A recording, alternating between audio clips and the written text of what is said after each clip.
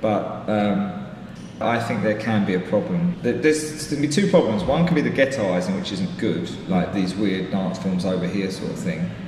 But on the other hand, you do need somebody to say dance is actually a huge part of our culture in films. I mean, every other TV advert is heavily choreographed. If you look at them, if you look at a load of dance films and then you go and look at adverts, suddenly something happens in the brain. You think, oh, this is like, even car adverts are choreographed, you know. So someone does need to give dance film those festivals, which are great, to give them a recognition, but at the same time, they mustn't just stay there, as you say, they mustn't just be ghettoised. You know, if my film can go to a wider audience, so can lots of other ones, and that's what I want. I mean, I don't have dance in my films to make dance films. Yeah. I love movement, and I love music, and that's the language I use.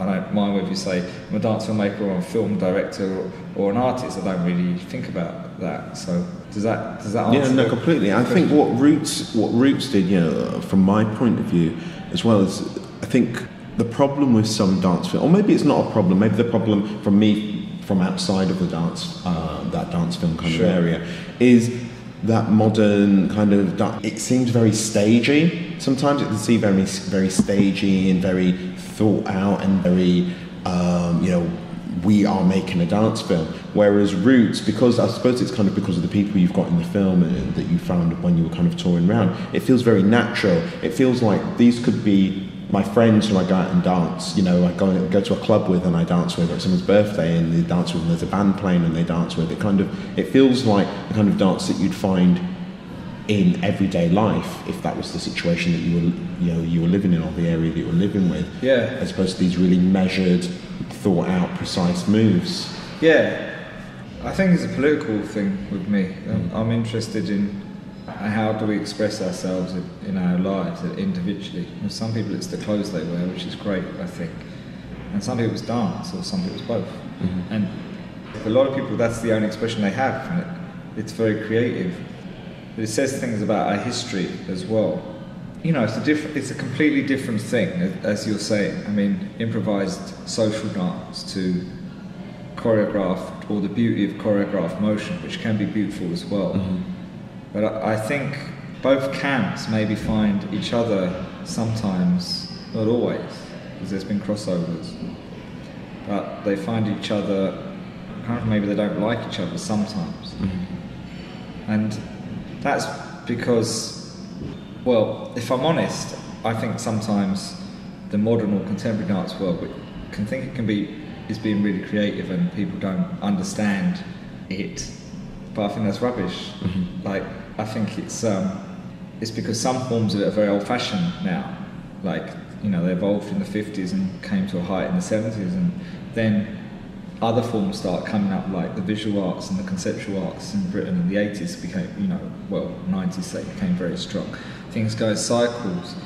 But I think sometimes that side can be patronising towards social dance, and they don't realise the creativity that really is in those dances in that film, and how what I like is that conscious and unconscious manifestation of blood memory, or whatever you want to call it, and copying TV and copying your parents and just responding to the music, which is a far more honest thing for me. But I do love well done contemporary dance as well. Just as a bad social dancer is not much fun to watch, nor is a bad modern dancer. So maybe it's too early to ask, but have you got another project that you're like thinking of in the future? Yeah. I want to do a really big one on London, like a similar thing but with a wider scope.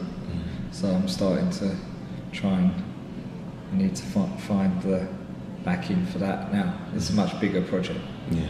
Like much more long term, and so I really do, and I'd like to do a feature film that's more dramatic, that involved kind of British arts and crafts, but also with no words. So I've got a couple of projects, but I don't have the funding for them yet, so it's the same old story. Roots I made on my own for like under 20,000, which no one believes when I say it, and that included buying the camera and being in the Hurricanes and hiring the car and everything. But it can be done, so I've just got to keep fingers crossed that someone's interested, and I've started the new one just on my own, so we'll see. Brilliant. Well, I really look forward to seeing that, and I hope I'll get a chance to see that. And for anyone listening, Roots is playing on the 1st of December at the Lighthouse at 11 a.m, isn't it? That's right, Saturday morning. So you should all definitely come along to see that. And thank you for spending time with me, Alex. I'll be there with the Q&A as well afterwards. So. Fantastic. So they can ask you all the questions that I didn't. Oh, no, I think you asked very good questions, Marvin. That was great. Cool, brilliant. Well, thank you for talking to me on the CineCity podcast, and good luck with the film. Thank you very much. Thanks for joining us here on the CineCity podcast. Visit www.cine-city.co.uk to view or download this year's full programme, book tickets, and receive up-to-the-minute festival news.